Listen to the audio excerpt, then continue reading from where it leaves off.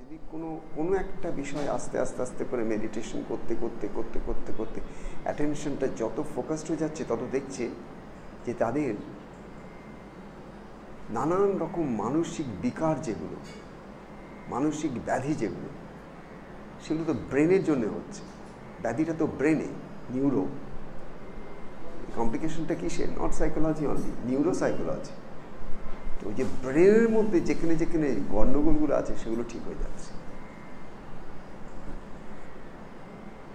আগে একটা সময় ছিল খালি সাইকোলজি ছিল,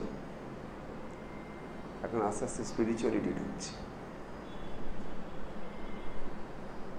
আগে কেবল সাইকোলজি ছিল, এখন আস্তে আস্তে সাইকোলজির মধ্যে মাইন্ডফুলনেস ঢুকছে, মেডিটেশন ঢুকছে। দিল্লির এইমসে এখন রিসার্চ চলছে, 10 জনকে আলাদা করে 2টো স্যাম্পল গ্রুপ করে নিয়েছে। Similar symptom, similar treatment, similar সব কিছু। 10 জনকে আলাদা করেছে, 10 জনকে আলাদা, যে 10 জনকে আলাদা করেছে একটা গ্রুপকে ওষুধগুলো যেমনকার তেমন চলছে, তার সঙ্গে একটা অ্যাডিশন আছে। সে অ্যাডিশনটা কি? সে অ্যাডিশনটা হচ্ছে গায়ত্রী মন্ত্র জপ করবে সে। তাকে শেখানো হয়েছে সে গায়ত্রী মন্ত্র জপ করবে, একটু ধ্যান শেখানো হবে, একটু প্রাণায়াম শেখানো হবে, একটু যোগা কিছু ছোটোখাটো শেখানো হবে। সে এইগুলো করবে। তার ট্রিটমেন্ট যেমন চলবে চলবে, সে হসপিটালাইজড হয়ে আছে, কিন্তু ডিউরিং দি হসপিটাল টাইম সে গায়ত্রী মন্ত্র জপ করবে, কিছু প্রাণায়াম ক্রিয়া করবে, সিম্পল প্রাণায়াম আছে, এবং প্রাণায়ামের সাথে সাথে সে কিছু ছোটো ছোটো স্ট্রেচিং করবে, আর কিছু, দ্যাটস অল। এই 10 জনকে স্টাডি করা হচ্ছে, প্রত্যেক দিন স্টাডি করা হচ্ছে তাদের, মানে টপ টু বটম স্টাডি করছে, কী চেঞ্জেস হচ্ছে। তা দেখা যাচ্ছে যে 10 জন মন্ত্র জপ, গায়ত্রী মন্ত্র জপ এবং প্রাণায়াম করছে প্রত্যেক দিন করে, তাদেরকে 7 দিন অন্তর স্টাডি করে করে দেখছে কী কী পরিবর্তন হচ্ছে। দেখা যাচ্ছে আস্তে আস্তে করে এদের ওই যারা কেবল ওষুধ খাচ্ছে আর কিছু করছে না, আর যারা ওষুধও খাচ্ছে তার সাথে এগুলোও করছে, তাদের ডিফারেন্সটা চোখের সামনে ধরা পড়ে যাচ্ছে। আলটিমেটলি মানেটা কি হলো? মানেটা হচ্ছে সব আমাদের মনে। অসুখ আমাদের শরীরে নয়, অসুখ আমাদের মনে। অ্যাকচুয়ালি মনের অসুখই অসুখ, যদি ঠিক ঠিক বলা যায়। মনের অসুখই অসুখ।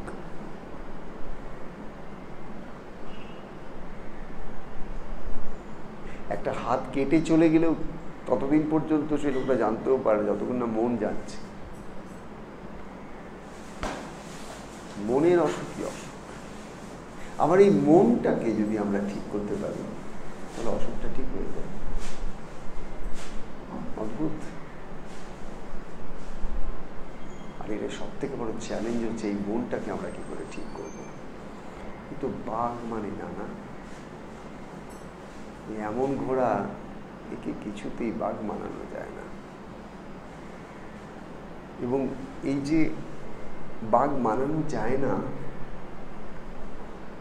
এটা আমাদের এই 1900 শতকের শেষের দিক পর্যন্ত কিছুটা বিশ্বাস হতো, কিন্তু এখন সব থেকে বড় কথা হচ্ছে এখন সারা বিশ্বের যত রিসার্চ তারা কিন্তু সবাই দেখছে বাঘ মানানো যায়, আমরা পরিবর্তন করতে পারি। এবং সেই পরিবর্তনটার উপায় হচ্ছে এই মেডিটেশন, মাইন্ডফুলনেস প্র্যাকটিসেস। তোমরা যদি প্রত্যেকে সিরিয়াসলি এই মাইন্ডফুলনেস প্র্যাকটিসটাকে ধরতে পারো একবার, জিনিসটা কি? আমি একই জিনিস করছি, আমি তো রোজ রোজ আলাদা জিনিস করতে পারবো না। যার যেটা কাজ, তাদের রিচুয়ালসগুলো তো ধরা বাঁধা। আমি সকালবেলা উঠে কখন চা খাই, ওটা তো ধরা বাঁধা। আমি কখন স্নানে যাই, ওটা তো ধরা বাঁধা।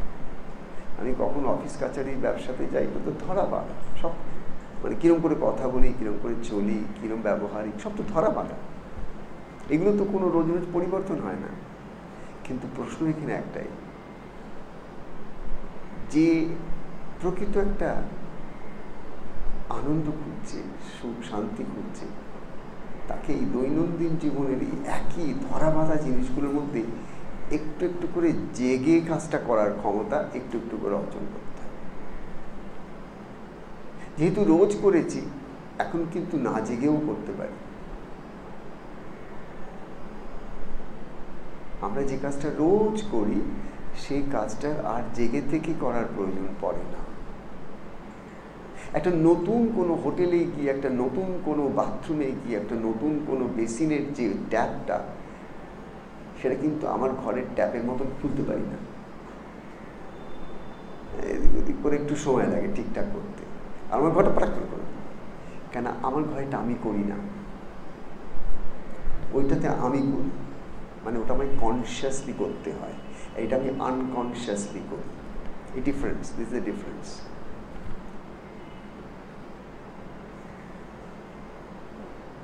আমি যদি রাত্রিবেলা মাঝরাত্রেও উঠি, অন্ধকার থাকে, তাতেও কিন্তু আমি ঘর থেকে বাথরুমে চলে যেতে পারবো লাইট না জ্বালিয়ে।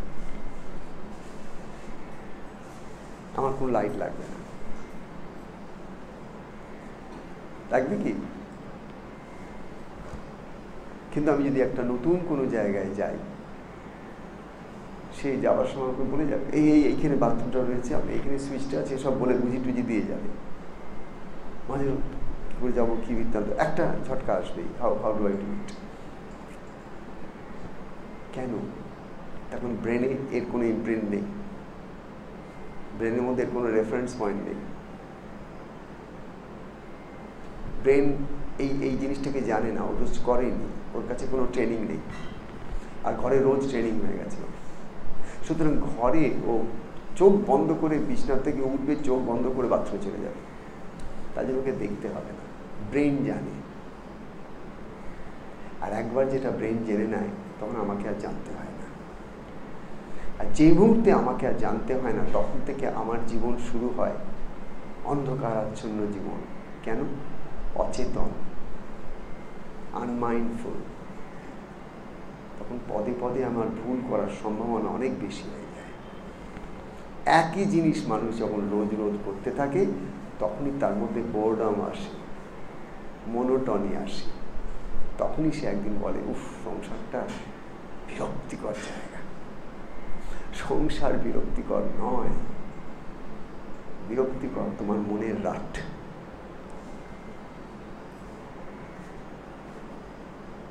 একই জিনিস করতে করতে করতে করতে মনের রাতটা এখন বিরক্তিতে পৌঁছে গেছে। তুমি আর এনজয় করছো না।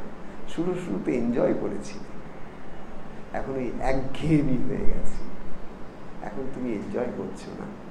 তুমি যেহেতু এনজয় করছো না, তুমি ব্র্যান্ড করে দিলে কি যে সংসারটা বিরক্তির জায়গা।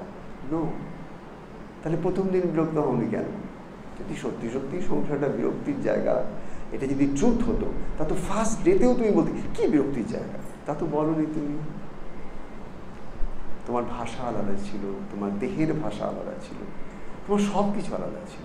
এক্সাইটমেন্ট ছিল তোমার চোখের মধ্যে, মুখের মধ্যে, ব্যবহারের মধ্যে। তাই তোমার দেহের ভাষাটা আলাদা ছিল। There's a lot of excitement. And today the excitement is dead. এখন তুমি বলছো দূর, এটা বিরক্তির জায়গা। কেন? রিপিটেড।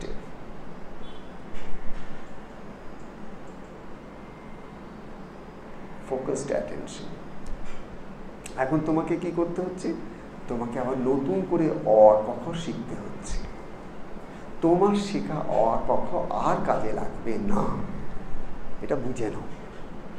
সংসারে শান্তি পেতে গেলে, আনন্দ পেতে গেলে, এই জগতে যদি সত্যি সত্যি ভোগ করতে চাও, তাহলে নতুন করে আবার অ ক খ শিখতে হবে। তোমার বর্ণ পরিচয় ঈশ্বরচন্দ্র বিদ্যাসাগর ওটা কাজ করবে না। ওটা কাজ করলে আজকে সমাজটা অন্যরকম দেখতাম। ওটা কাজ করবে, নতুন অ ক খ শিখতে হবে। সে নতুন অ ক খ শিখ, ফোকাসড অ্যাটেনশন। প্রত্যেকটা কাজ যখন আমি করছি, আমি তার মধ্যে অ্যাটেনশন দিচ্ছি। একটা কথা বলছি, অ্যাটেনশন দিচ্ছি। একটা কিছু শুনছি, অ্যাটেনশন দিই। কেউ কিছু বলছি, তার মধ্যে হাবড়া করে আমি বলতে আরম্ভ করছি না। ও কিছু বলবার আগে আমি চারটে কথা বলে দিলাম, না, আমার অ্যাটেনশন নেই। আমার শোনার কোনো, শুনতে গেলে যে পেশেন্সটা দরকার হয় সেটা আমার নেই। তার জন্য আমি বলতে ব্যস্ত হয়ে যাচ্ছি। কিন্তু যার মধ্যে মাইন্ডফুলনেস আছে, আধ ঘন্টা বলবে, এক দৃষ্টিতে যে শুনবে, দ্যাটস মাইন্ডফুল।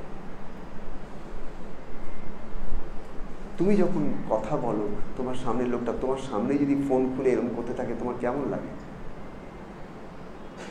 ইনসাল্টেড লাগে না? মনে হয় না লোকটা আমাকে উপেক্ষা করছে। আমি এত আগ্রহ করে একটা কথা বলছি, আমার নাকের ওপর ফোনটা তুলে সে স্ক্রল করে যাচ্ছে। What does it mean? I'm not interested. Attention নেই। অ্যাটেনশন কখন আছে?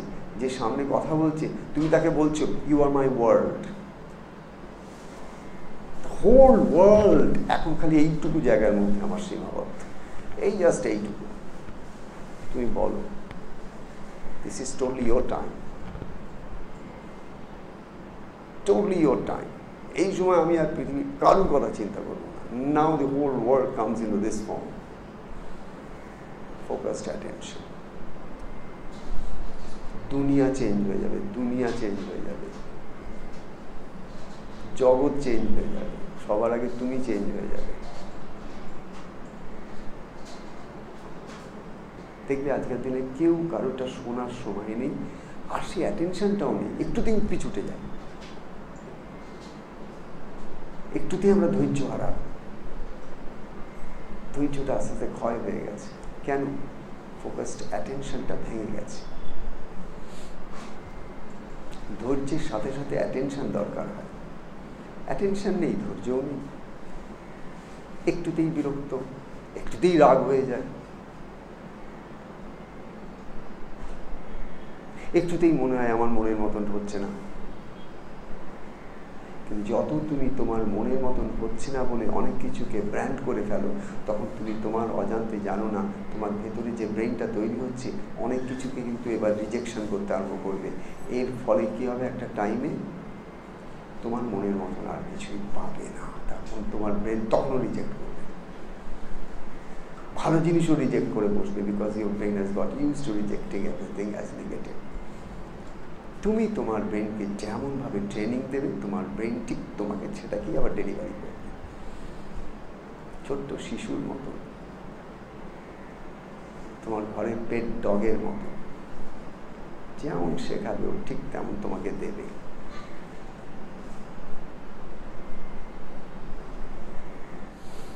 যার জীবনে দেখবে ফোকাসড অ্যাটেনশন আছে, সে বড় হবেই, তাকে কেউ রুখতে পারবে না।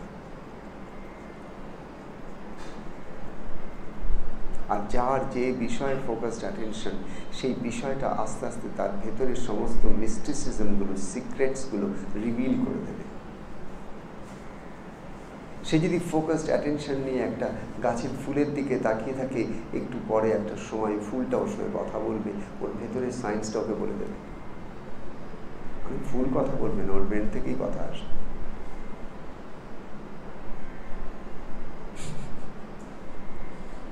তাই নয় কি? বল,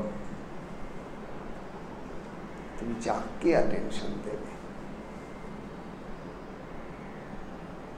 আমেরিকায় একটা অদ্ভুত রিসার্চ হয়েছিল, একটা মরুভূমির মধ্যে একটা ক্যাকটাস গাছ ছিল খুব বড়, আর সেখান থেকে যে এই রিসার্চটা করেছিল কাছে পেটেই থাকতো।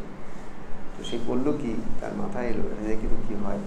সে ক্যাকটাস গাছের বড় বড় কাঁটা হয়, ও দিনের পর দিন ওই ক্যাকটাস গাছটার কাছে যেত, কে বলতো, look, there's nothing to fear, I'm your friend, I love you so much, don't worry, I'm taking care of you, be free of fear, there's nothing to fear, I'm your friend।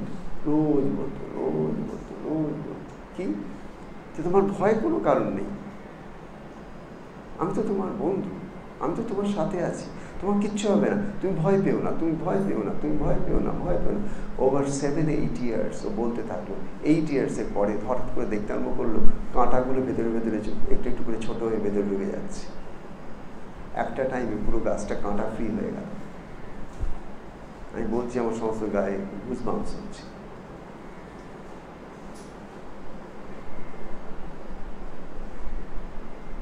একটা গাছকে তুমি যদি suggestion দাও, সে যদি fearless হতে পারে, তার একটা শিশুকে যদি সাজেশন দাও, তার কি হতে পারে?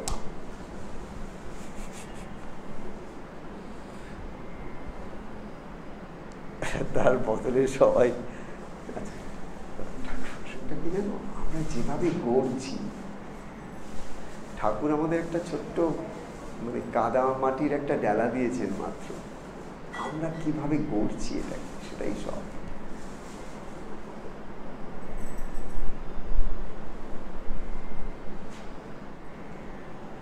আমার ব্রেনটা হচ্ছে আমার সার্ভেন্ট, আমি তাকে শেখাবো সে কি করে আমায় সার্ভ করবে, আর সে আমি হচ্ছে আমার মন।